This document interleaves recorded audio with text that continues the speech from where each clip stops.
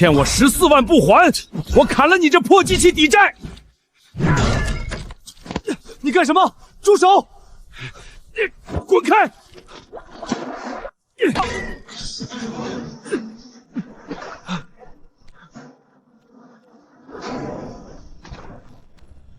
明天中午12点14万，少1分，这6台增氧机、柴油发电机，还有你那2台抽水泵，我就让吊车全部拉走。合同写的是11万，另外3万是利息，我不认。哼，鱼快死光了，电费、饲料钱、承包款还全欠着，你拿什么跟我谈认不认？钱拿不出来，这些机器明天我就让吊车全拉走。你爸留下的这座水库，你守不住。14万，别说明天中午，就是再给我1个月，我也凑不出来。认命，我认你大爷的命！老伙计，你再撑1天，不管用什么办法，我都不会让他把你拉走。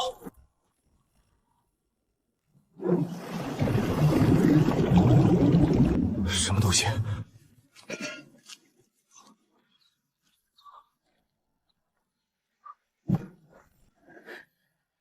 苍天若有眼，便请睁眼看看这江心肉。臣沈经雪，自15岁随父从军，守江10载，从未求过神佛，今日却愿折尽此生寿数，只求苍天赐下一条活路。州上3000残军可以死，臣也可以死，可那800伤卒、600民夫，还有跟随梁队逃到州上的妇孺，他们不该死。谁在说话？天，当真听见了。将军，发生什么事了？敢问，是江神显灵，还是上界仙君降世？什么江神？什么上界仙君？你到底在哪儿？是不是有人掉进水库下面了？大圣昭武将军沈经雪拜见上仙，此地乃怒庐江江心洲。我等被敌军围困3日，舟船尽毁，饮水断绝，方才惊扰仙驾，还望上神恕罪。拜见上仙！祭江台显灵了！苍天没有抛弃我们，是江神显灵，上仙救命！求上仙救救我们的孩子！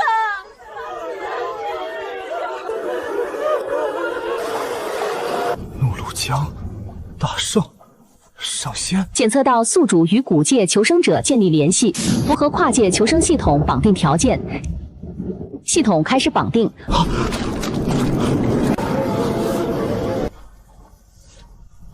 这都什么跟什么？疼，不是做梦。谁在我脑子里说话？绑定进度10%、50%，绑定进度100%，跨界求生系统绑定成功。老子不管你是什么东西，赶紧从我脑子里滚出去！检测到古界正面临大型生存危机，初始任务发布，请宿主在60分钟内向怒庐江江心洲提供20吨可饮用水。任务成功，奖励跨界传送容量升级；任务失败，扣除宿主3年寿命。你说什么？任务失败，扣除宿主3年寿命。凭什么？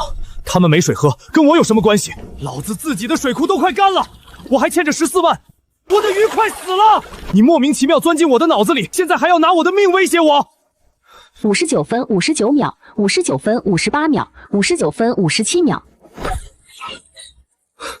少来这套，老子不干！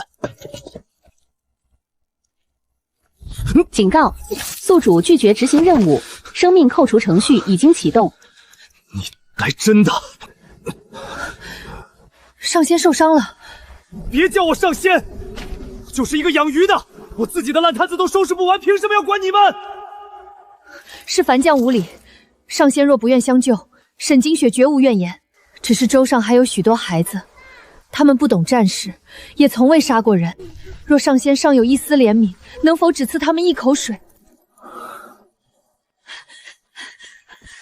将军，念念撑不住了，他娘死在昨晚，临死前求我护住她，可她已经2天没有喝水了。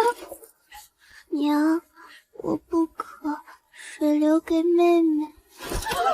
念念，念念，还有姐，我知道不能强求你，可她才7岁，求你了。我真是欠你们的。倒计时剩余56分钟。沈清雪，樊将在，你们的石台下面能不能蓄水？能。蓟江台下方连着一座蓄水龙池，原本用来储存雨水，供祭祀所用。虽然已经干涸，但池壁尚且完整。能装多少？至少可容10000担。1担是多少我不知道，但只要地方够大就行。让所有人离开石台，10丈以内一个人都不许留。再把木桶、水囊、铁锅，所有能装水的东西全部找出来。上仙愿意赐水。我说了，别叫我上仙。仙君也不许叫仙君。神尊更不行。我叫周野，就是个养鱼的。能够隔着天地回应凡人的求道，能够在江水尽是尸毒时赐下活水，不是神仙又能是什么？沈经雪谨遵周先生法旨。仙人显灵了！仙人显灵了！仙人要为江心洲降下甘霖，所有人后退10丈，准备木桶、水囊，迎接神水。仙人真的愿意救我们？刚才那声音真的是天上的神仙？废话！蓟江台100年不曾显灵，偏偏在将军祈求上苍时，天门洞开，仙音降生，除了神仙还能是谁？天上仙怜悯，天不亡我江心洲！我明明连自己的水库都救不了，在他们眼里却成了最后的神。先别急着谢，水还没送下去。水库确实已经快干了，剩下的又都是高温缺氧的养殖水，里面有鱼粪、泥沙和藻类。这种水送给古代人，只会让他们死得更快。水库后面还有一口深井。那口井原本专门给鱼苗池换水，只是已经2年没用，水泵也不知道坏没坏。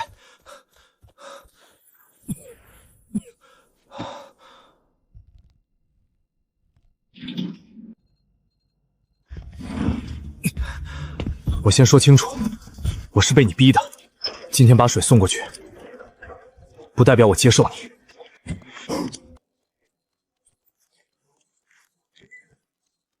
还装死？等这次任务结束，我再跟你算账。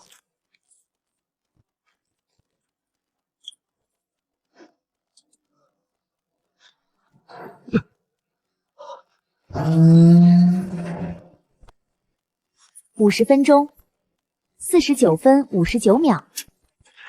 与老子转！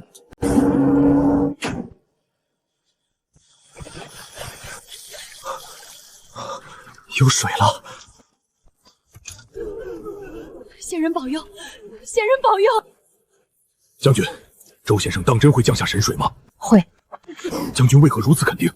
因为他刚才明明很生气，却还是问了蓄水龙池能装多少水。真正无情的神明不会发怒，会发怒说明他听见了，也在意。龙吟，这是天河开闸前的龙吟。所有人再退远一点，水压可能很大，别靠近淮口。全军后退，不得违逆周先生法旨。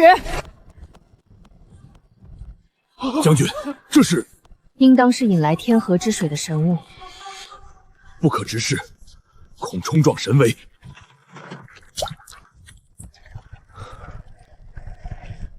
沈清雪，我在。把孩子抱远一点。已经退开了。那就接水。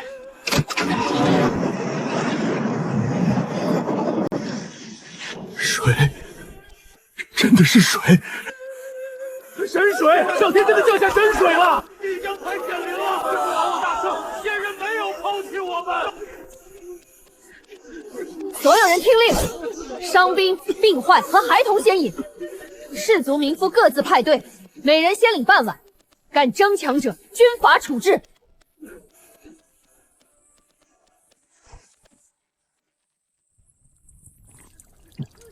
真是神水，没有腥味儿，也没有尸臭。弟兄们，我们不用死了！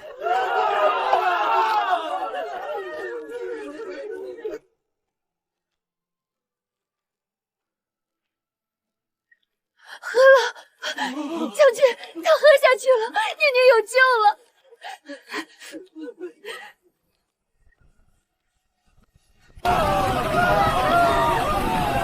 仙人，孩子醒了。我不是仙，对我们而言，能在绝境中赐下活水，便是仙。当前供水量16吨，距离任务目标仍差4吨，剩余时间12分。还没完。沈清雪，让人继续接水，20吨，一滴都不能浪费。全军听令，守住神水，守住祭台。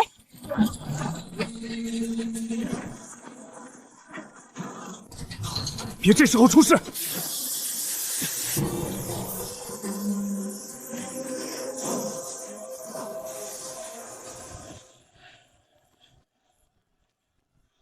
半夜上仙救命！水呢？神水怎么停了？是不是我们冲撞了神明？是不是有人刚才抢水惹怒了上仙？上仙息怒，小人没有多拿，求上仙不要收回神水。都安静！周野，你那边出了什么事？跨界供水中断，当前供水量16.3吨，剩余时间11分钟，连续中断60秒，将提前扣除宿主30日寿命。刚才不是说任务失败才扣3年吗？供水过程中断，视为阶段性违约，阶段性违约将执行部分寿命扣除。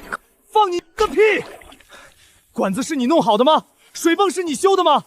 老子手都快废了，你还在这里跟我谈违约59秒，58秒，57秒。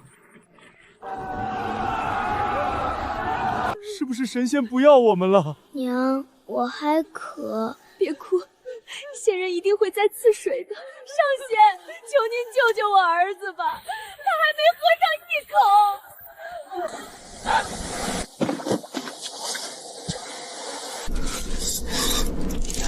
宿主即将受到寿命扣除。闭嘴！10秒，10秒。开机！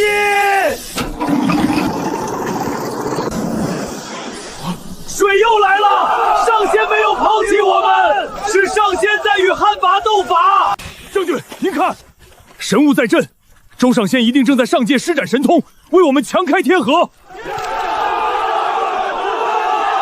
都别喊了，上仙正在施法，任何人不得出声惊扰。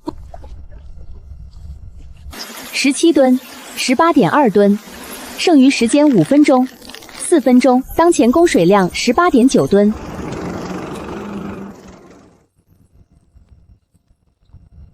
3分钟，19.3吨，还差多少？0.7吨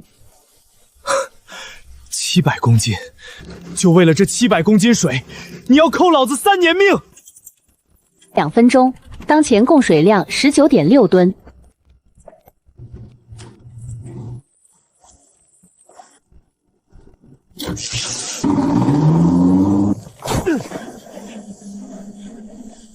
当前供水量19.8吨，1分钟19.9吨，30秒。都到这一步了，你敢给老子失败试试？19、18，当前供水量19.95吨。给我撑住！5、4、3、2，当前供水量20吨，初始任务完成。宿主与古界求生者初步因果连接稳定，跨界传送容量提升至500公斤，阶段性寿命扣除取消。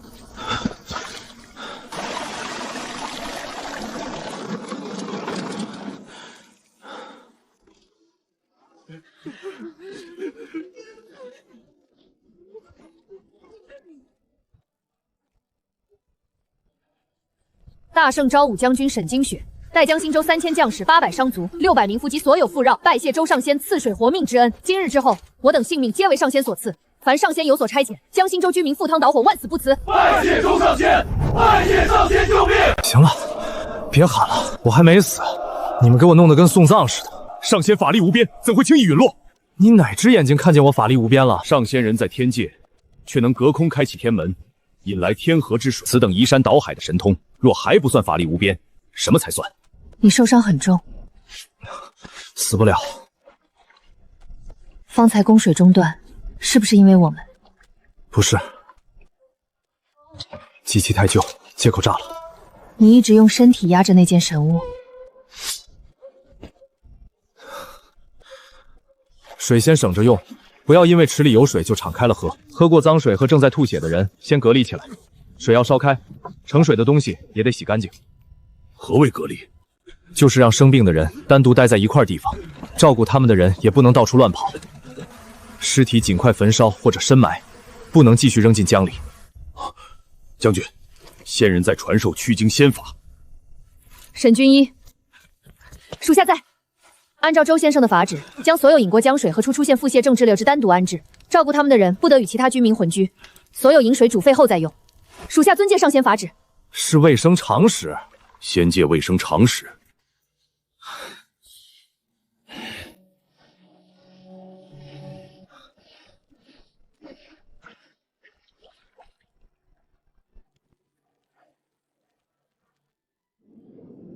你的鱼怎么了？快死了。因为给我们送水。也不全是，天气太热，水库水位又低，刚才还把大部分电都给了抽水机，增氧停了太久，再不补充设备，这几万斤鱼都保不住。他们是你的生计。是我全部家当。我爸活着的时候就靠这座水库养活我们一家，他走之后，我又往里面投了好几十万，现在水快没了，鱼也快死了，明天还有人来收我的机器，救了你们自己却要破产，我这买卖怎么算都亏。将军，不可！这是老将军留下的玄龙玉，也是沈家仅剩的传家之物。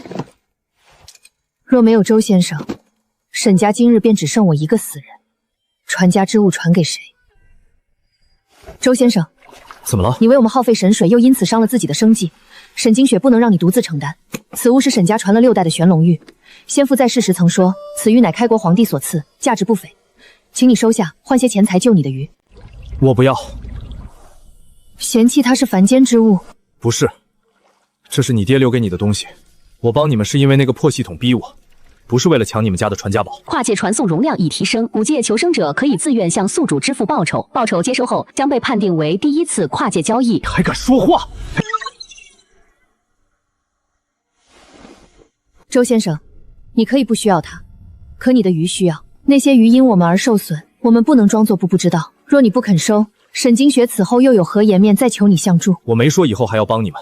我知道，可恩要报，债也要还。无论你以后是否愿意再救我们，这块玉都应该交给你。我可以先拿去抵押，但是不卖。等水库缓过来，我把钱赚回来，再赎出来还你。送给你的便是你的。我说了是抵押，你有你的规矩，我有我的规矩。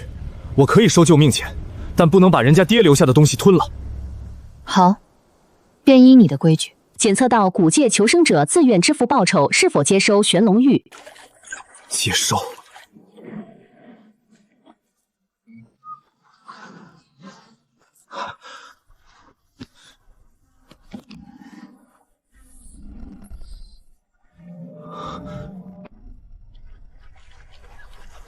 沈金雪，这东西对你很重要吧？是，东西再重要，也没有人命重要。何况，你救下的不只是我。我一定会赎回来。我信你。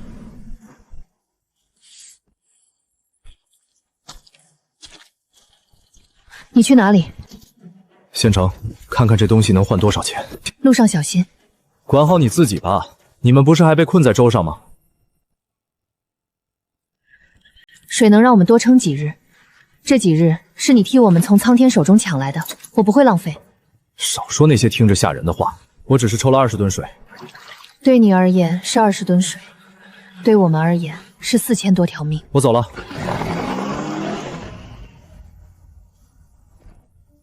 将军，周上仙去了上界的金银殿，他去了县城。县城是上界某座仙城，应当是。上仙为了我们，不惜负伤开启天河，如今又亲自去仙城变卖宝物，救那些因刺水而受伤的仙鱼。此等大恩，我等绝不能只靠一块玉来还。自然不能。传我军令，从今日起，即将台设为周先生神座，任何人不得踏上石台，不得触碰天门，更不得对周先生不敬。每日早晚由军中与民妇各派1人清扫祭坛。将军需要上仙金身吗？暂时不可。末将明白，真正的神明大多不愿暴露真身，贸然塑像，若是容貌不似，反而会冲上仙。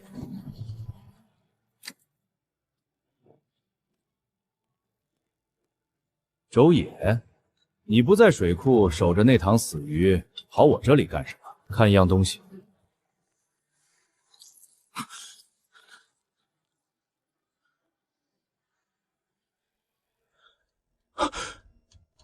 东西还行，现代仿古工艺，雕工有点意思，但材料一般。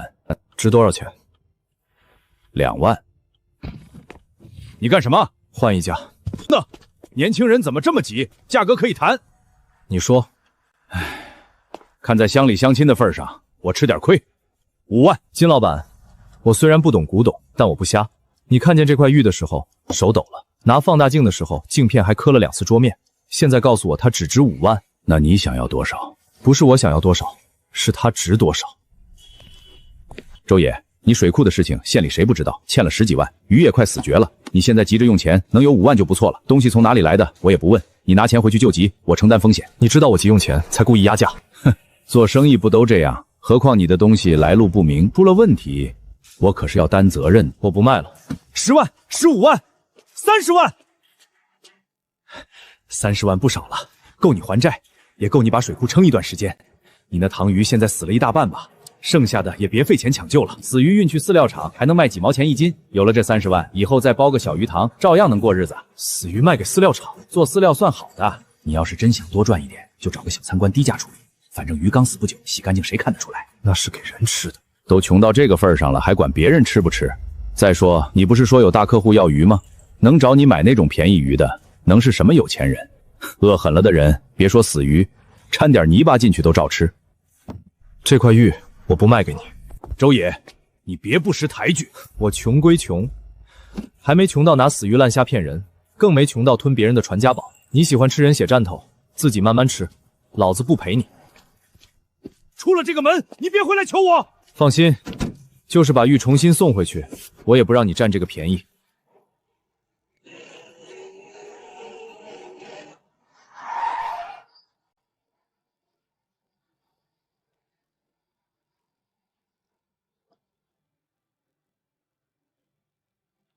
周先生，这块玉不简单。从雕工、纹饰和金丝嵌玉的手法来看，它应该出自大圣。大圣立国不过几十年，史料极少，传世文物更是凤毛蓝宝。这块玄龙玉玉质上乘，沁色自然，雕工也绝不是现代仿品。送去大型拍卖会，保守估价300万，遇上专门收藏大圣文物的买家，500万也有可能。能抵押吗？不卖，不卖。我现在急需用钱，先拿它抵押，等以后有钱了，我再赎回来。可以，玉佩存进公司的恒温保险库，我先给你放款150万，半年之内连本带息续回，办，不问利息，只要东西还能回来，利息以后再说。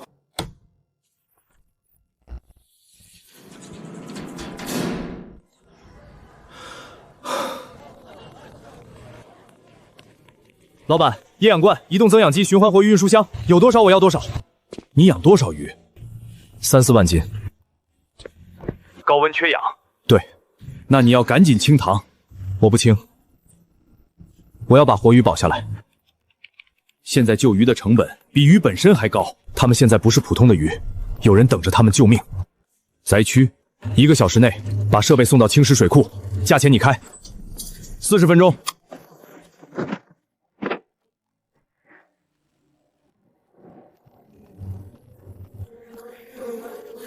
小野，死了1万多斤。镇上的饲料厂愿意2毛钱1斤收，虽然不多，总能回点本儿。全部埋掉，埋掉！这么多鱼，好歹能卖2、3千块钱，不卖。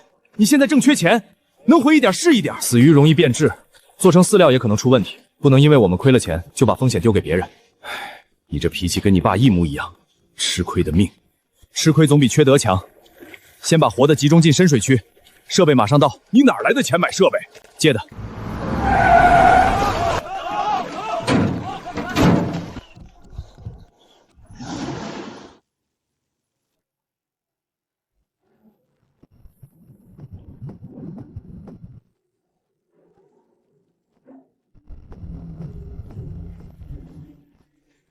周爷，是我。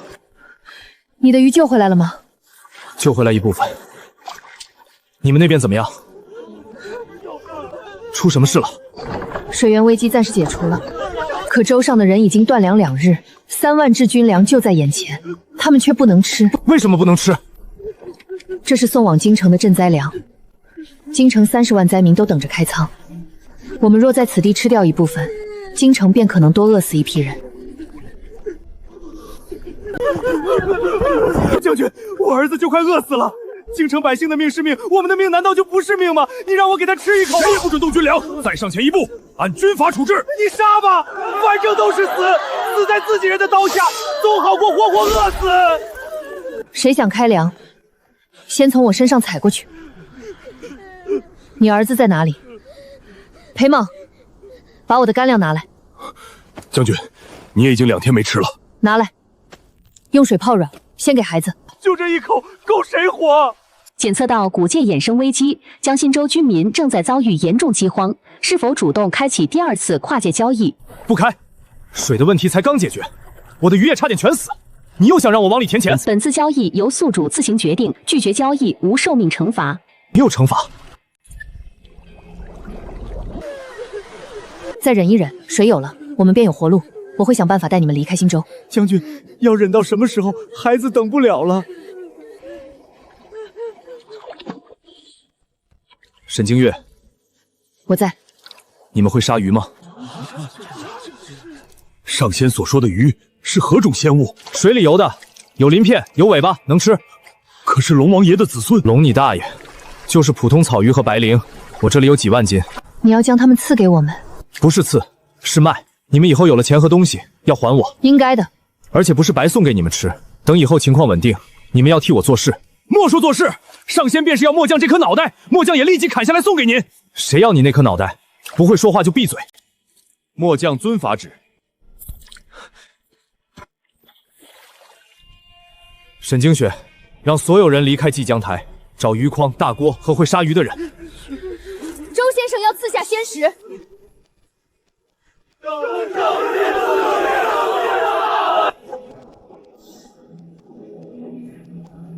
张叔，下网挑3斤以上的活鱼，死的不要，受伤的也不要。这么急，卖给谁？外地有个救援点急缺食物，对方出了运费，要求全部送活鱼。这么晚，车什么时候到？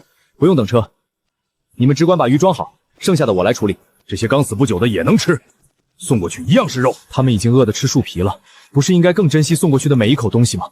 人家拿命换来的东西，送到我手里，我不能拿死鱼糊弄他们。拉网，今天老子就让他们吃一顿真正的饱饭。有伤的留下，小的也留下，只装活蹦乱跳的。这么好的鱼，真送去救灾？不是送，是卖。钱呢？以后再收。你这买卖迟早赔死。你们继续去东边捞，这一筐我自己处理。单次传送容量500公斤，当前鱼筐总重量462公斤，是否传送？沈清雪，让人退开。好的，祭台10丈之内全部退开。将军，上仙要赐下仙食了。少说话。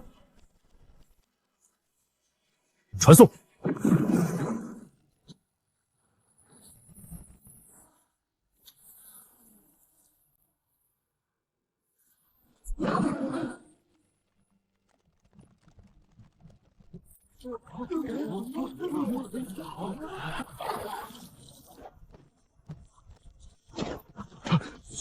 保护将军！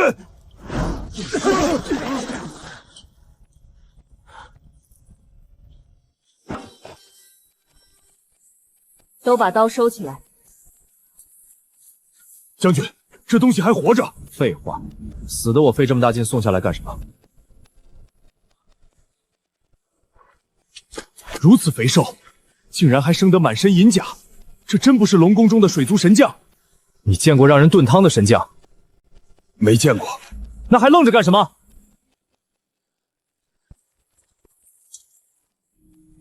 用湿布或者水草盖住鱼，放到阴凉处，找个会杀鱼的人过来。谁曾以捕鱼为生？将军，草民年轻时是怒龙江上的渔户。活的，真是活鱼！草民活了60多年，从未见过这么肥的鱼。娘，这个能吃吗？能，这是上仙赐下的仙鱼，吃了就不会饿死了。上仙慈悲，上仙赐水，又赐仙鱼，这是上天给我们的活路。周先生，沈金雪带所有人谢过赐食之恩。我都说了是买卖，以后要还。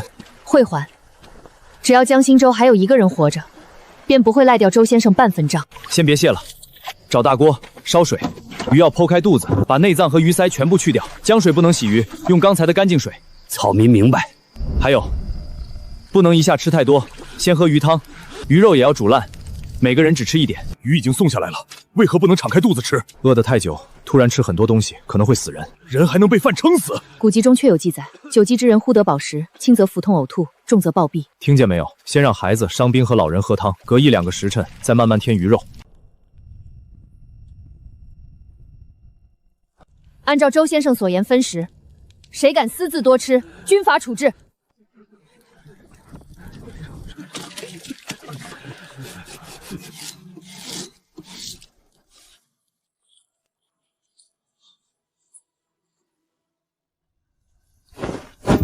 上仙说了要煮熟，你想冲撞仙人法旨？不敢。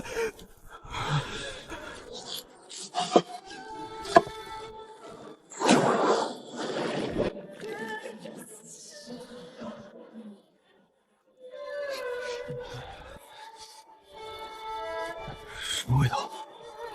肉，是肉香。上仙赐下的鲜鱼已经下锅了。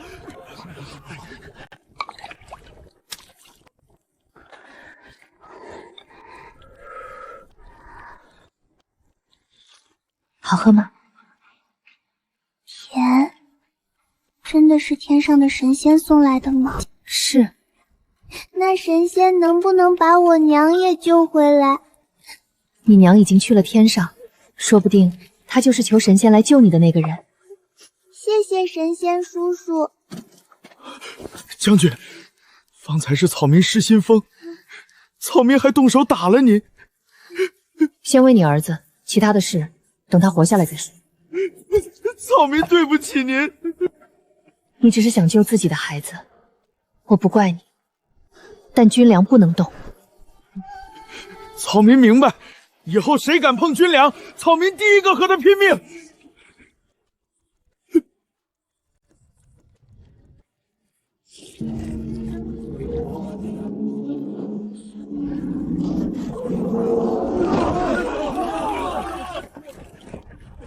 3年大旱，老汉以为这辈子再也看到活鱼了，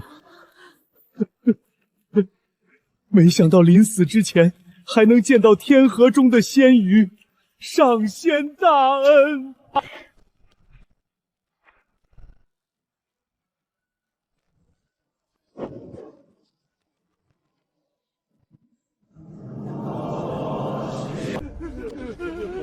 老汉来世做牛做马也要报答。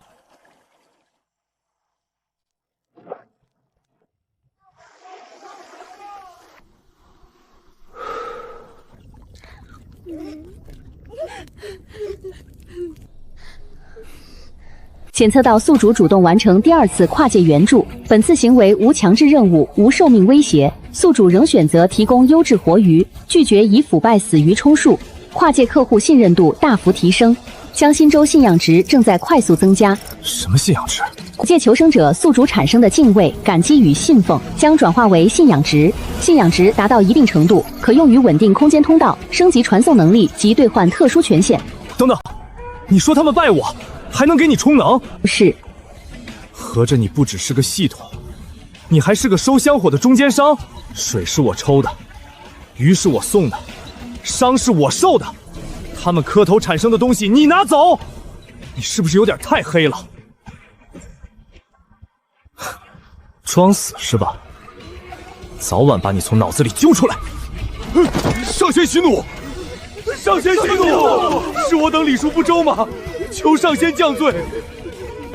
不是说你们都起来，这是命令。遵周先生法旨，所有人起身。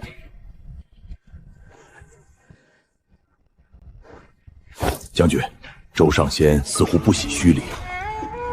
真正的神明，不需要凡人的跪拜来证明自己。原来如此。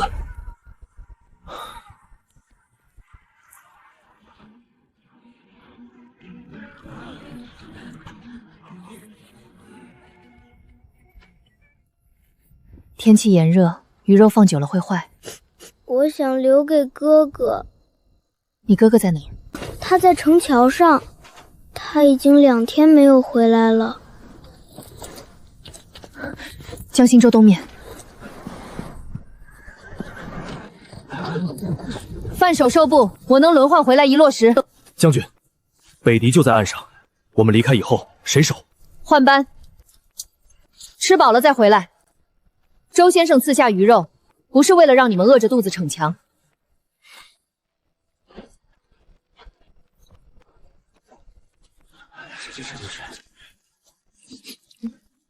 哭什么？我娘以前也会炖鱼，后来大旱，家里的鱼塘干了，她把最后一条鱼留给我，自己饿死。是，我有，这是上仙赐的，不能浪费。那就替你娘多吃一口。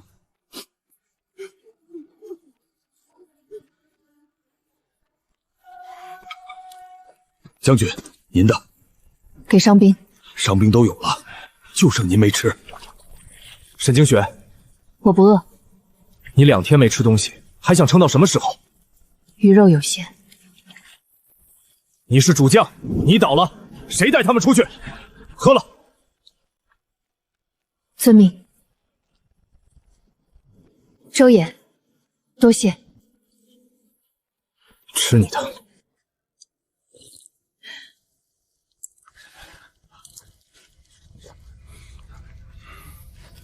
将军，如何？你不是已经喝过了？末将只尝了一口汤，鱼肉还没轮到。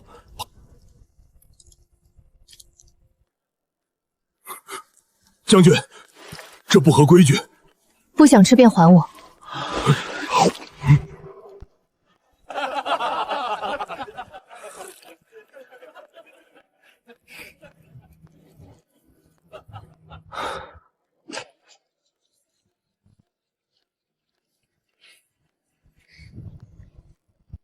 跨界客户基础生存需求已经满足，当前客户信任度91.7%，信仰值达到初级标准，奖励宿主身体修复1次。你还能治伤？信仰值可以转化为部分因果能量，能量可于修复宿主因跨界任务产生的损伤。哼，算你还有点用。宿主可选择关闭今日跨界通道。关闭后可节省60%锚点能量。右边整座收周旗。将军，敌军有何向动？东岸攻守正在集结，上游还有5艘大船顺流而下，船上堆满干柴和油桶，已经开始扬帆了。是火船，他们想借江风烧舟。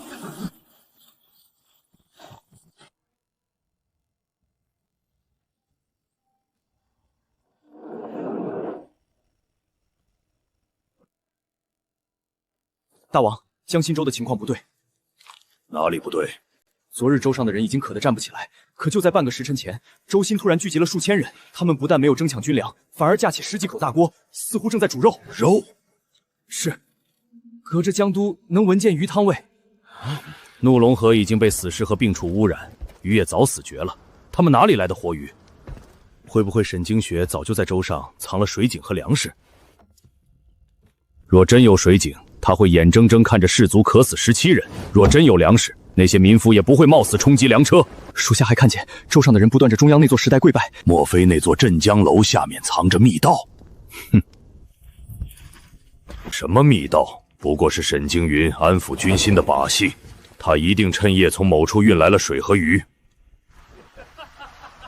不能再等，5艘火船全部点燃，烧掉他们的营地和3万石军粮。本王倒要看看沈经宇究竟藏了多少水，能不能扑灭整座江心洲的大火。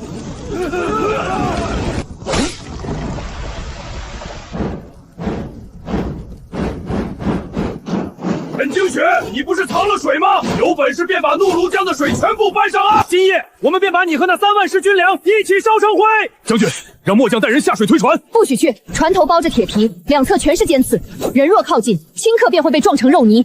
用弓箭射断船帆，箭昨日便射空了，那就用投石。舟上的石头也早已经扔尽了。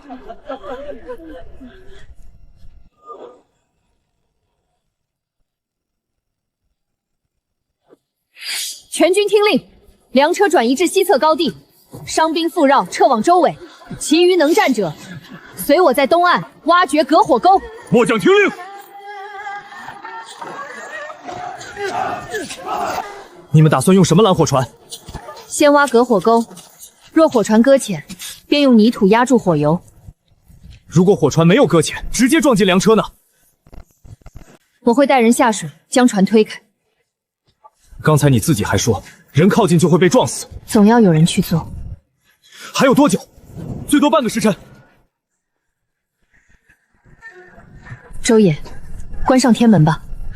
接下来的事情，我们自己承担。闭嘴！什么？鱼吃了，水也喝了，欠我的账1文钱都没还，现在就想死？天下没有这么便宜的买卖。张叔，把最结实的3张围网拉过来，钢网和脚旁也要。鱼都围住了，还要这些做什么？加固网口，弄好以后你带人去检查增氧机，这边我自己来。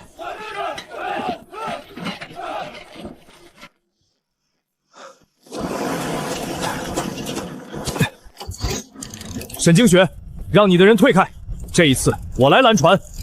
将军，周先生有办法了。所有人听从周先生调遣，违令者军法处置。末将领命。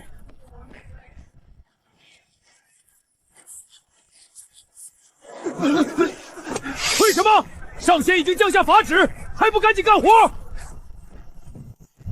先别喊，所有人把能用的粗绳全部找出来，拉粮车的绳子拴战马的缰绳，只要够粗，全送到东岸。所有粗绳送往东岸。是。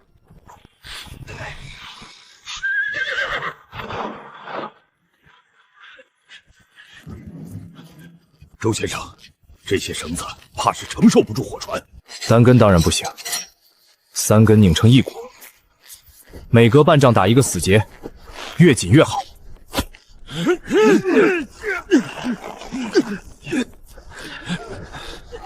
怎么这么慢？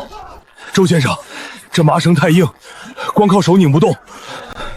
把绳子一头拴在树上，另一头绑住车轮，让人推着粮车转圈。推车转圈？照做。将绳子固定在树干上，4辆粮车一起转。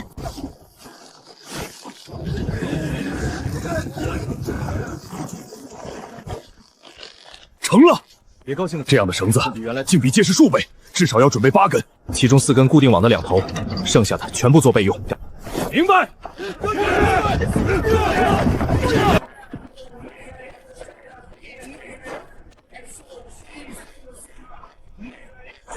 这一剪下去，剩下的鱼又得满库乱跑，真是上辈子欠你们的。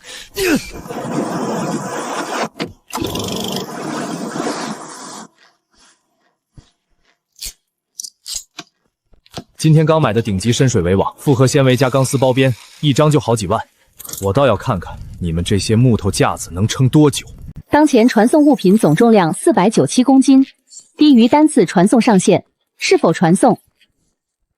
沈清雪，在。石台周围清空，我要送网过去。即将台10丈之内，不得留人。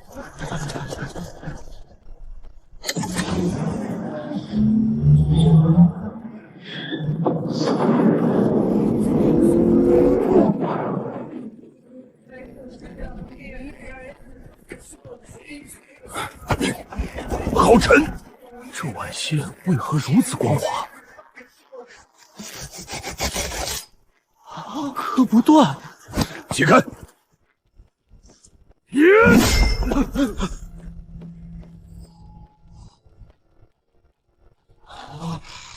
上仙赐下的附龙神网？什么附龙神网？这是养鱼用的围网。上仙未免我等惊惧，竟将如此神器说成普通渔网，果然是神明凶心。算了，你爱怎么想怎么想。下一步怎么做？把网运到东岸，不要直接放进江里，先把4条粗绳绑在网的4角，左侧2条固定在大树上，右侧2条由人拉住。东岸只有2棵大树，够了。网不能横着挡在火船正前方，要斜着下，让火船冲进网兜以后，借助水流把船头带偏。若火船将树拔起呢？所以不能只绑树，把10辆粮车连在一起，车轮全部用石头卡点，绳索再绕过车轴，树和粮车一起受力。照做。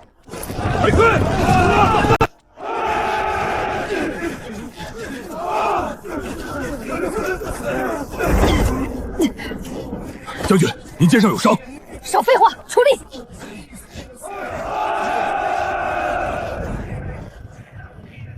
大王，沈经雪的人正在东岸搬东西。搬什么？太远，看不真清，像是一张黑色的大网。拿网拦船了？这种火船少说也不是扼万斤，别说渔网，便是铁链也未必拦得住。先前派去的探子还没有回来，西岸水流太急，可能已经淹死了。再派2个人过去，我要知道他们的水和肉到底从哪里来的。大王何必在意？无论他们藏了多少水和粮食，今晚一把火烧光便是。最好如此。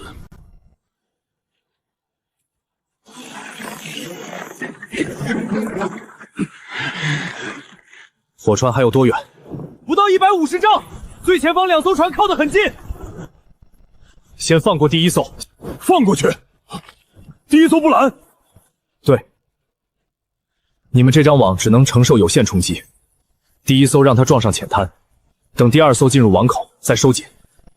第1艘火船怎么办？交给我。当前设备重量超过传送上限，这也超那也超，关键时候除了添堵你还能干什么？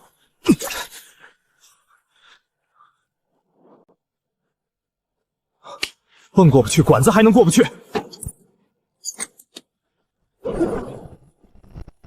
沈经雪，找几个人接住，千万别松手！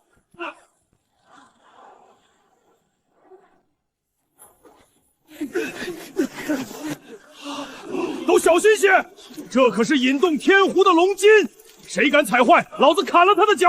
那就是水管，都小心上仙的水管，谁敢踩坏，照样砍脚！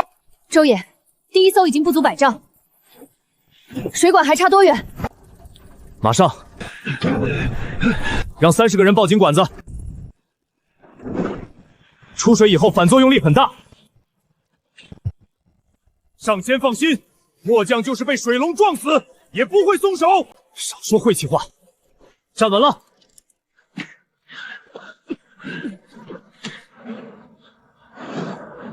将军，真要放他过去？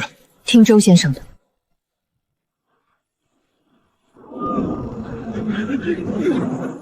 将军，再不动手，他就撞上来了。开！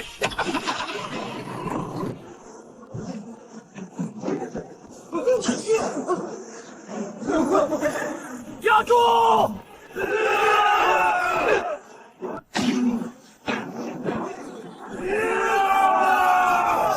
右边，把条口往右压。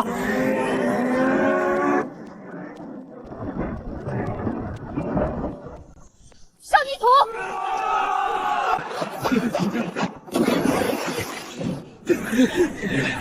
拦住了！上仙真的借来天河，把火船撞偏了！不要松懈，第2艘火船到了。等他完全进去，别提前收网。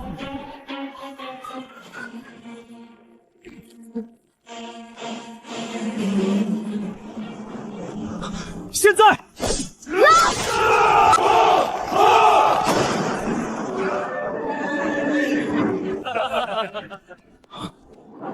船怎么歪了？普通渔网缠住了船，不可能！那船上装着数千斤火油和木材，区区渔网怎么拉得住？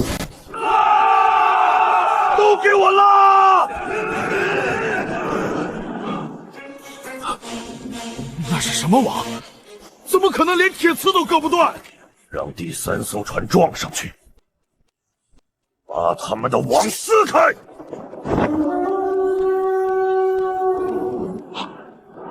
将军，后面那艘船要撞过来了。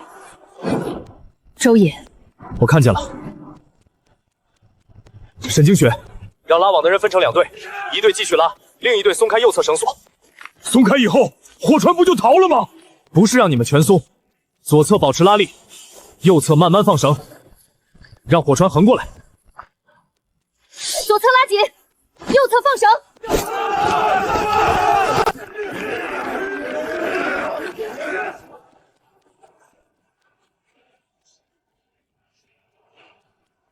快让第3艘转向！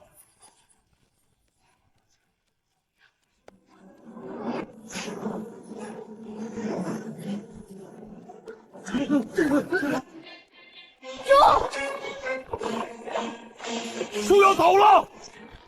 所有人推车！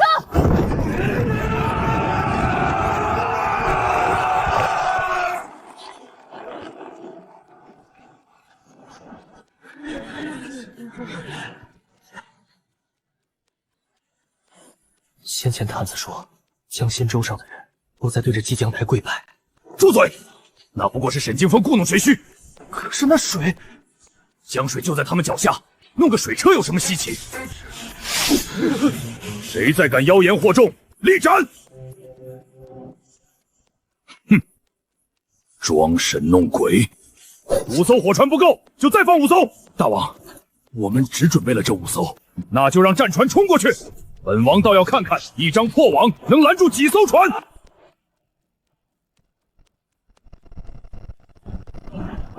还有2艘，他们分开了。网只有1张，怎么办？检测到古界军民对宿主信奉程度持续提升，信仰值达到第2阶段标准，可临时开启双通道传送，持续时间10分钟。双通道是什么意思？宿主可以在现有传送通道之外，临时开启第2个小型出口，出口位置由宿主在古界锚点500米范围内指定，可以将飞机开在水地江面上。能通过吗？可以。可以。那就有办法了。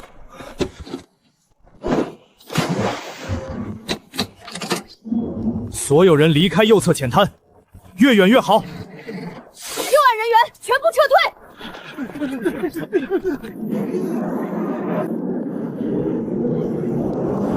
第2道天门，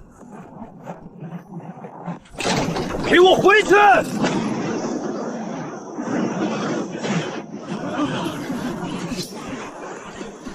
天河，上仙又打开了一条天河。少发蹦！左边那艘还在动，继续拉网。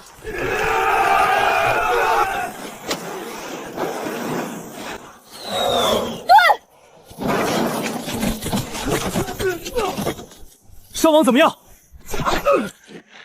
死不了。他们在放箭。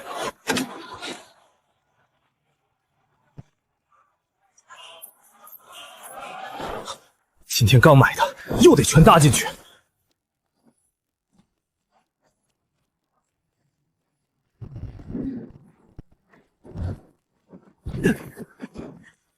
沈清玄，接住！全部扑到围网上，用长矛撑起来，给拉网的人挡箭。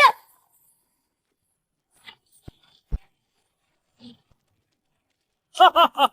北狄狗贼，上向下天幕，你们的破箭没用了。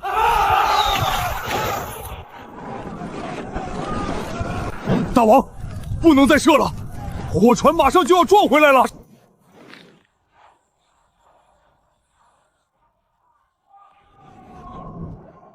大王，那边好像有人在天上说话。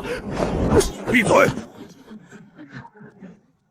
江心洲上的人，是不是把江神请出来了？不要乱说，被大王听见会掉脑袋。可那水是从天上下来的。撤开东岸营地，把所有火油搬走，快！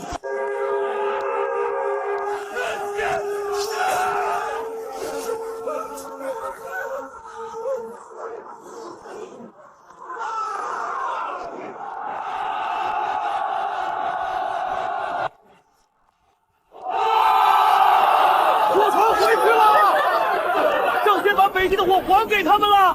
周上仙神威，上仙神威！周上仙，他们拜的神姓周。世间没有什么周上仙，那只是沈金凤故弄玄虚。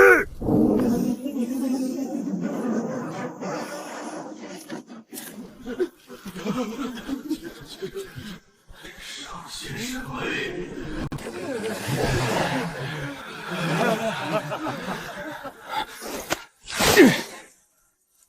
将军，咱们赢了！不是我们赢了，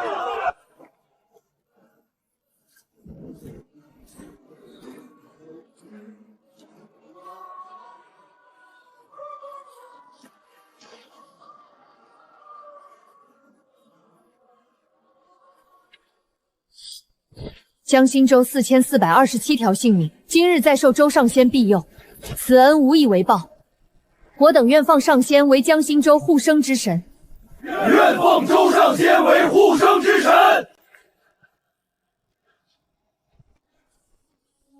都起来吧。我不是什么护生之神，也不需要你们给我建庙烧香。我救你们，是因为……算了，不管因为什么，既然活下来了，就好好活着。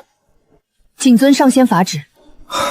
又叫上仙，周先生不许上仙之称，以后应该称周神君。你闭嘴，遵神君法旨。警告：检测到怒龙江上游水位异常上涨，北敌正在挖掘旧堤引洪淹州，预计1个时辰后，江心州大部分区域将被洪水淹没。高危求生任务即将发布，高危求生任务发布。任务目标1：1个时辰内协助江心州居民转移至安全区域。任务目标2：保住运往京城的3万石军粮。任务目标3：跨界锚点蓟江台不得被洪水淹没。任务成功，跨界传送容量提升至5吨。任务失败，宿主扣除10年寿命。多少？任务失败，扣除宿主10年寿命。你是不是觉得我的命特别不知俊？第一次3年，第二次10年，下次是不是直接让我躺棺材里给你做任务？沈清雪，我在。上游旧堤被挖开的事，你们知不知道？怒鲁江上游确有一道废弃旧堤，10年前曾用于分流洪水，后来因泥沙堵塞，便不再使用。如果把那道堤彻底挖开，会怎么样？上游水流会改道。江心州本就低于两岸，洪水一到，除了蓟江台附近的高地，其他地方都会被淹。将军，西北方向的水声越来越大，探马也看到北敌正在旧堤附近搬运土石，这帮狗贼烧不死咱们，准备直接放水。还有多少时间？57分钟，不到1个时辰。蓟江台能不能挡住？蓟江台地势最高，若只是普通涨水，或许能撑住。可州上4000多人，加上3万石军粮，根本挤不下。离你们最近的安全地方在哪儿？西南有一片芦苇潭，再往外2里便是南岸高地，但两地之间全是淤泥和浅水，人勉强可以过去，粮车过不去。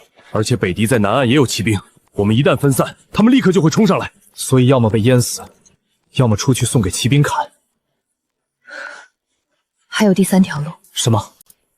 舍弃军粮，所有人从西南浅滩步行撤离，军中留下500人断后，拖住南岸骑兵。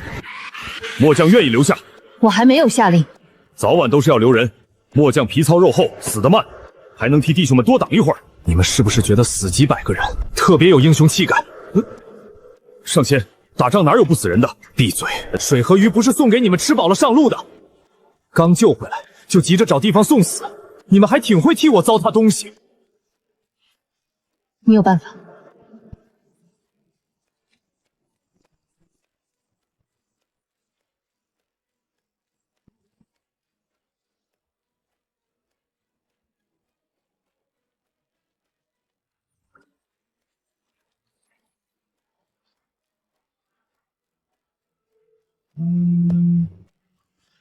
谁啊？老郑，是我，周野。陆老板，这么晚有什么事儿？你厂里最大的塑料浮桶有多少？养殖用的。对，仓库大概有600-700只，全部要了。多少？全部。你水库里的鱼不是快死完了吗？买那么多浮桶干什么？搭桥。什么桥？能过人的桥。周老板，浮桶是做网箱的，不是做桥的，连接不牢，人掉下去怎么办？所以我还要卡扣镀锌钢管和防滑板。你厂里有多少工人？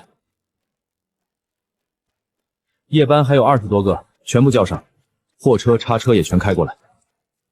现在，我出3倍工钱。地址还是青石水库？对，半个小时到。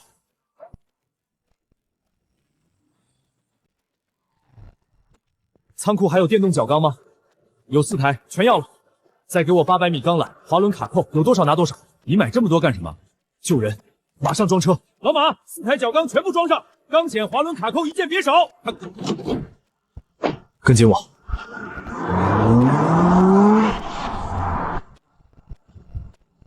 周野，我们能做什么？先别动粮车，让所有会木工、会打绳结的人集合，拆掉一部分空粮车的车板，车轮也拆下来。拆车做什么？铺桥。桥？这里没有桥墩。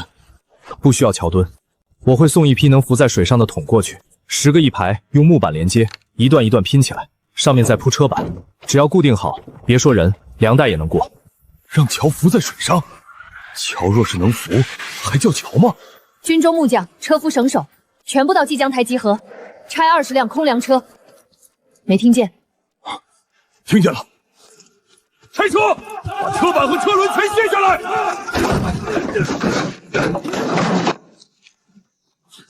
黑马，将军，南岸至少有2000骑兵，如果我们从浅滩撤离，他们很快就会发现。他们距离南岸高地多远？3里左右。能否派人引开？我们已经没有战马，步卒跑不过骑兵。先别想骑兵，桥能不能搭起来还不知道。若桥搭成，我会解决南岸骑兵。怎么解决？用命，但不会白白送命。我带200名精锐埋伏在芦苇滩，等骑兵冲进淤泥，再从2侧伏击。南岸夜色昏暗，他们不熟悉地形，马匹一旦陷入泥中，便发挥不了速度。先留着，真没有别的办法再用。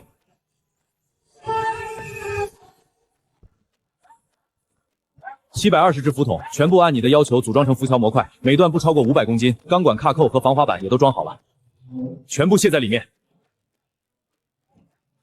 你到底要救多少人？4000多人，钱收到了就赶紧走，后面不用你们管。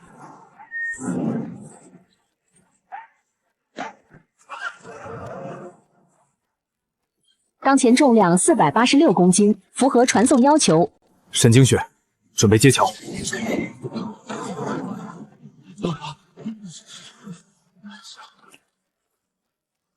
将军，这些蓝色大党为何没有口？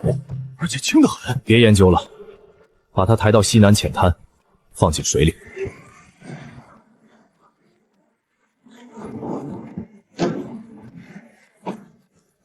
啊，真能浮！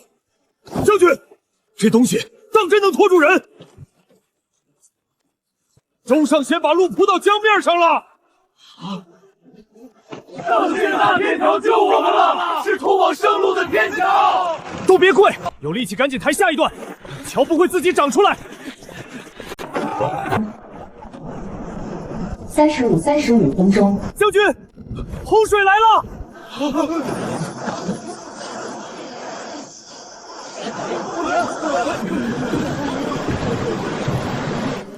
所有人加快，伤兵和孩童先上桥。能走的自己走，不能走的背起来。谁都不许掉队。每次30人，前后间隔5步，不得拥挤，不得停留。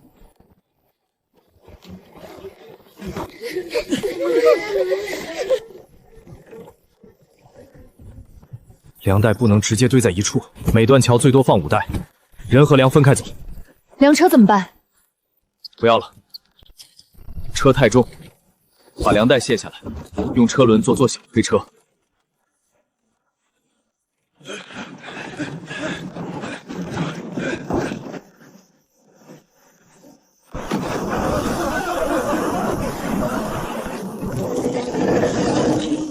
左侧绳索松了，加固。这样撑不住。目标总重量超过传送上限。买什么都嫌重，你倒是把容量升一升。整套送不过去，那就分开送。沈清雪，找几个懂机关的人过来，我教你们装。这2根黑线接哪里？红色接正极。什么叫正极？电瓶上有一个加号。上仙，何为加号？像十字的那个。明白了。雷，别怕，接紧。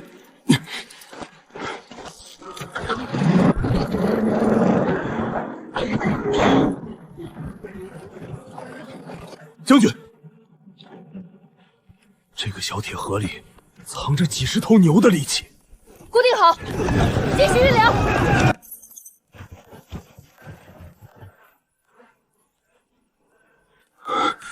来不及了，照这个速度，最多只能保住一半。人先走，粮能带多少带多少。衣服不要了，多备1袋粮。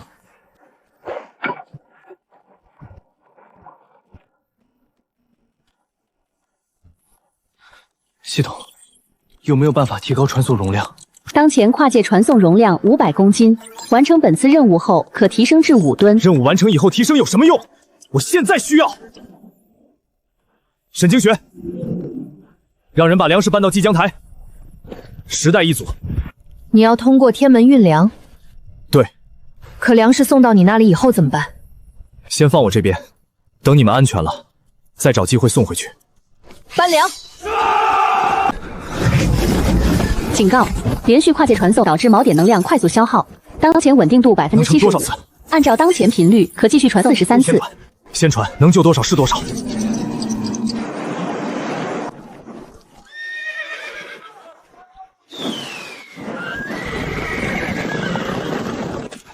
将军，南岸骑兵来了，最多1刻钟便能冲到高地。该轮到末将了。挑200人，随我去南岸芦苇滩设伏。不行，你现在过去，后面的撤离谁指挥？裴猛留下。将军，设伏应该由末将去。你的肩膀有伤，末将屁股有肉，挨2刀也死不了。这是军令。你们谁都不用去送死。你有办法拦住骑兵？布置斑马陷阱，打到了。再在2侧埋伏攻守。你们还有剑吗？没有。那就不杀人，只要把骑兵挡住，拖到所有人撤离。100名士卒随我过桥，带钢索、围网和木桩。将军姐姐还没过来，他会过来的。神仙叔叔也会救他吗？会。你听见了？听见了。我说过，过桥以前都会看着你们。那你也要看着将军姐姐。好。他们想逃，冲过去，砍断浮桥！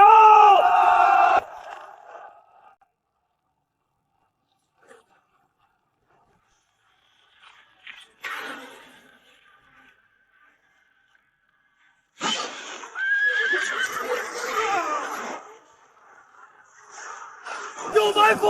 停下！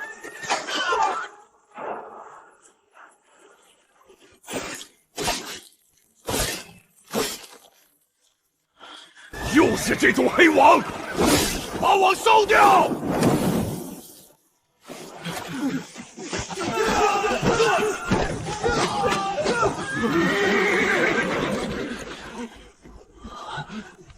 是那位周上仙的黑网，火川就是被这种网拖回来的。周上仙也到了南岸，他不是在蓟江台吗？神仙怎会只有一处化身？不准退！他们只有几百人。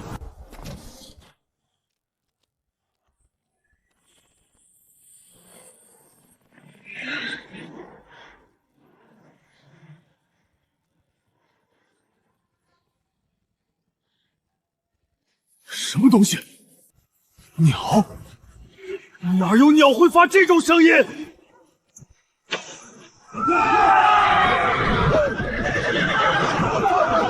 不是天亮了，天火在我们头顶。退，退，再向前一步，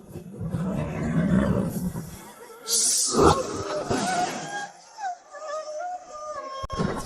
装神弄鬼，放箭！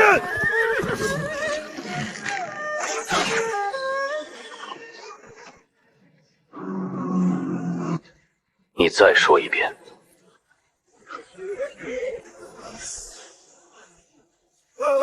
神明息怒，退！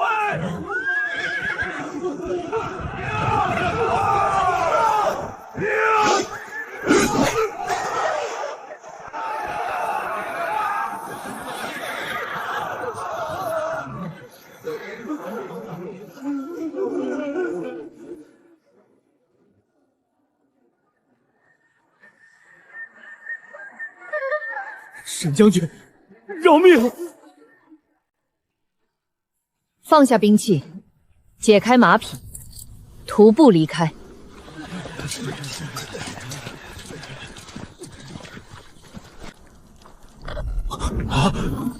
周上仙一句话，吓退2000骑兵，这才是真正的不战而屈人之兵。主要是他们自己踩成一团。上贤谦虚，换做凡人，谁能让钢铁神鸟飞到天上开口？赶紧过桥，倒计时只剩8分钟。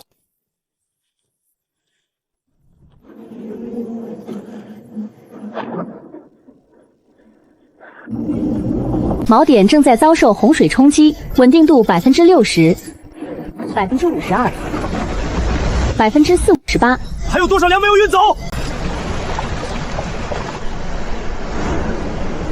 还剩30%左右。继续传，能传多少算多少。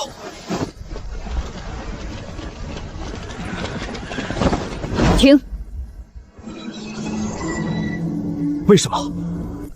锚点快撑不住了，你再继续传送，天门可能会崩塌。粮食可以不要，你不能出事。任务要求保住军粮。谁的任务？我的。失败会怎样？又会损耗你的寿命。跟你没关系。裴猛，魔将在，所有人停止搬粮，立刻过桥。可还有这么多粮？这是军令。撤！沈清雪，谁让你停的？周野，水和鱼已经救了我们。方才的火船和骑兵，也是你替我们挡住的。如今3万将军粮保住70%，足够京城支应一段时间，剩下的不值得拿你的命换。值不值得我说了算？你的命也不是你一个人的，水库里的鱼需要你，你父亲留下的家业需要你，还有以后更多等你救的人也需要你。关闭天门，不要再传了。系统。任务中说的保住军粮最低标准是多少？80%。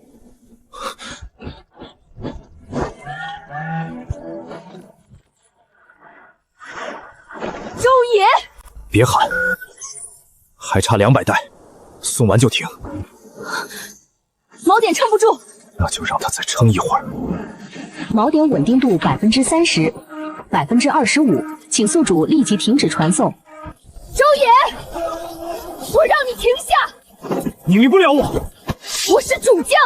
你是你的主将，管不到我这里。你为何一定要救这批粮？你们连自己都舍不得吃一口，拿命护着送去京城，总不能最后便宜了洪水。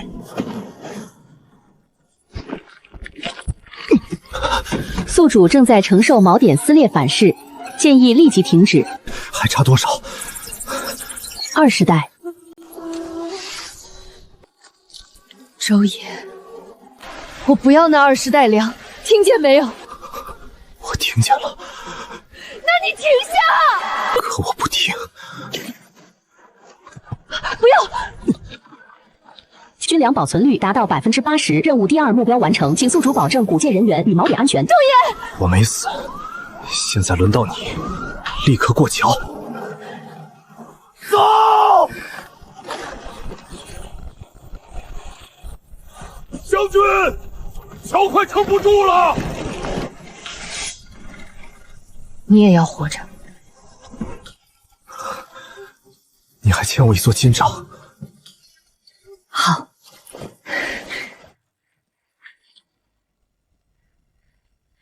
锚点稳定度10%，请立即转移古界锚点。怎么转移？需要古界绑定者携带锚点核心离开。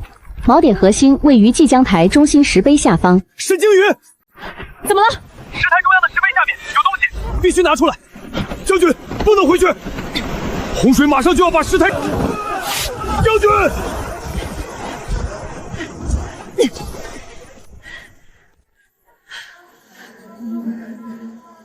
在什么位置？石碑正下方，应该有一块能拿起来的石头。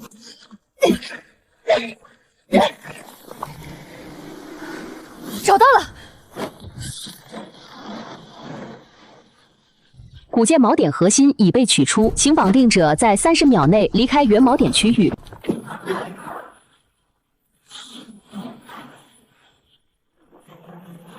将军，跳！沈静雪，跳！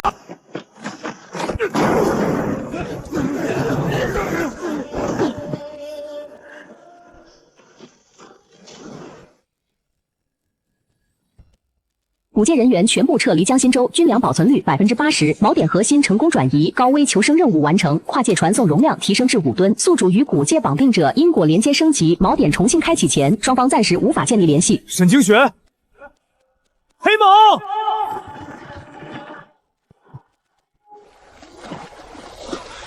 系统，他们到对岸了吗？任务已完成。沈静约活着没有？古界绑定者生命体征存在。小野，你怎么站水里？赶紧上来！你脸色白得吓人。张叔，怎么了？我刚才好像认识了一群挺麻烦的人。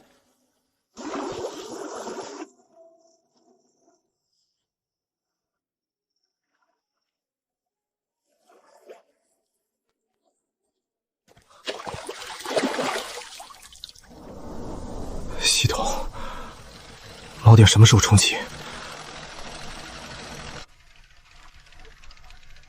任务完成了，人也撤走了，你总该告诉我，那边现在是什么情况？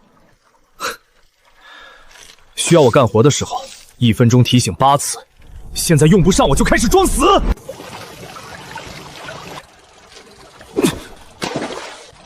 行，不说算了。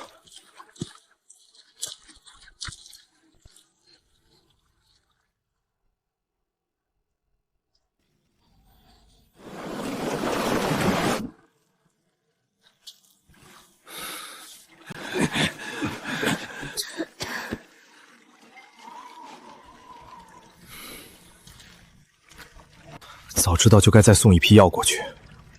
还有帐篷，南岸全是湿地，晚上怎么睡？那些粮食也没有车了，靠人背，什么时候才能运到荆州？真是欠你们的。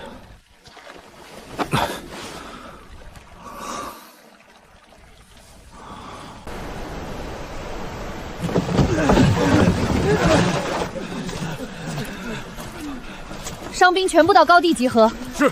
老人和孩童先检查人数，每10人一队，缺1个立刻上报。将军，伤兵已经清点完毕。伤亡多少？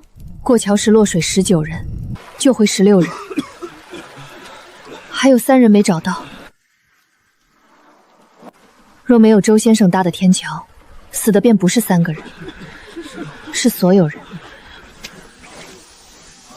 将军，这就是上仙留在人间的法器。这是天门的锚点，只要他还在，我们就还有机会与周野联系。现在为何没有反应？祭江台被毁，天门也受了损，他那边应当也打不开。那周上仙会不会以为我们已经……不会，他知道我们还活着。将军姐姐，神仙叔叔为什么不说话了？他累了，和你一样，需要睡一觉。那我们不能吵他。对，等他醒来，天门自然会再次打开。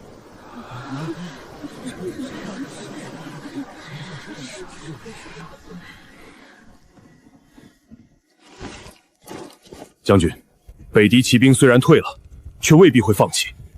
此地距离南岸高地还有5里，不能在芦苇滩过夜。让能走的人搀扶伤兵，缴获的战马全部让给老人和孩子，所有粮食集中清点。天亮之前必须抵达高地。是。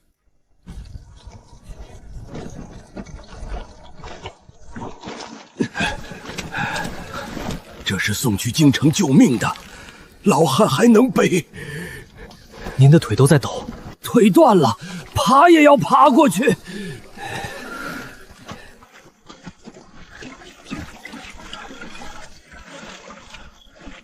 周野，你救下的人没有让你失望。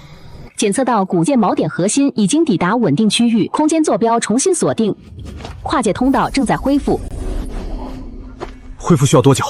当前进度10%、30%、50%、80%、90%，通道恢复成功。沈清雪，裴猛，念念，有没有人能听见？将军，天门开了，周上仙回来了。小点声，耳朵都快被你震聋了。周上仙恕罪，人都怎么样？让开。周野还活着？让你失望了。确实有点，省得以后天天给你们当苦力。伤亡多少？过桥途中3人失踪，后来沿岸寻回2人，还有1名火头军士卒没有找到。另外73人受伤，其中11人伤势较重。原本喝过脏水的人呢？隔离以后没有继续扩散。沈军医说，已有一部分人退热。念念呢？神仙叔叔，听声音应该没死。我已经能自己走路了，还能喝2碗鱼汤。只能喝1碗。那我可以想2碗。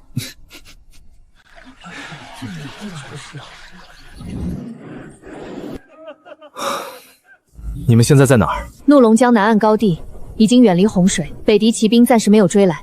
军粮呢？过桥运走7成，经天门暂存到你那边2成，另有1成被洪水卷走。保住8成已经不错。暂存在你那里的粮食，暂时不要送回。我们没有车辆，如今靠人力背负剩余粮食，速度已经很慢。若再将那2成送回来，反而会拖累行军。那就先放我这里，等你们找到车或者到了安全地方再说。好。你身体如何？死不了。昨夜你忽然倒下，是因为锚点反噬。周野，问你话。你还真把我当自己手下了？没有，可你若再拿寿命冒险，我有权知道。损耗了一点，系统后来修复了。修复需要什么？你们对我的信任，还有那个所谓的信仰值。原来我等信奉上仙，可以为上仙疗伤。你别乱来！弟兄们，都听见了吗？咱们诚心叩拜，可以替周上仙恢复神力。回来！沈清雪，管管他。为何要管？我不需要他们跪，可他们需要。昨夜他们能够撑过洪水，走完5里泥土，不是因为还有多少力气，是因为他们相信天门另一边有人看着，他们相信自己不会再被苍天抛弃。周野，你可以不承认自己是神，但你已经成了他们活下去的念想。江心州残军裴猛拜谢周上仙赐水赐粮，退火船，答天桥之恩。拜谢周上仙！求神仙叔叔不要生病，也不要再流血了。古界信仰值快速增长，宿主身体修复开启，锚点反噬伤害正在清除，寿命损耗正在补回。都起来吧。上仙可曾恢复？恢复了。接下来做什么？先救人，伤员多少？重伤11，轻伤73，另有27人发热，药不够。把箭伤身上的人集中，别乱拔剑。我去准备药和工具。周先生懂医术？不懂，但我能找到药。现在最缺什么？干净布匹、烈酒、止血药、缝伤口的针线。行，半个时辰后联系。天门先关。关，省能量。昨夜的人都到了，没少一个。知道了。好，先安置伤员。沈精雪，名字倒是挺麻烦。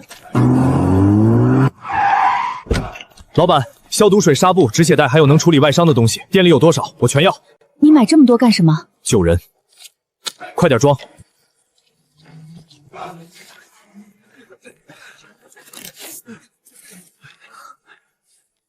这布竟如此柔软，上面没有灰尘，也没有线头。那是无菌纱布，包伤口之前先用消毒水清理。药瓶上有颜色，红色那瓶只能擦在伤口周围，不能往深处灌，透明的可以冲洗。周先生，可否再说一遍？将军，拓跋烈带着8万大军追来了。我们能战的只剩2000人。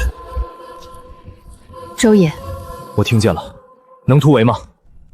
带上百姓和伤员，不能。那就别突围，拖住他们1刻钟。江心州上的不过是机关邪术，斩杀沈经学者，封万户侯。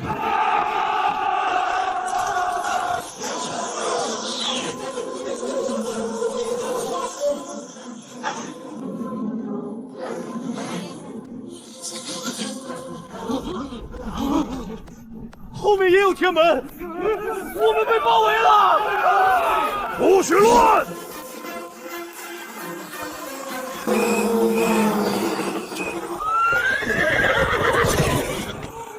杀！围住他们！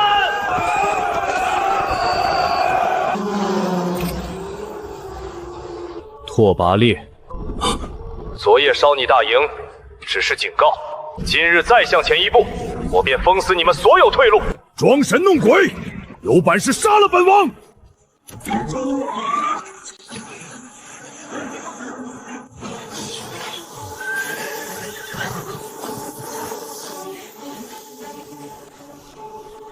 越过此沟者，死！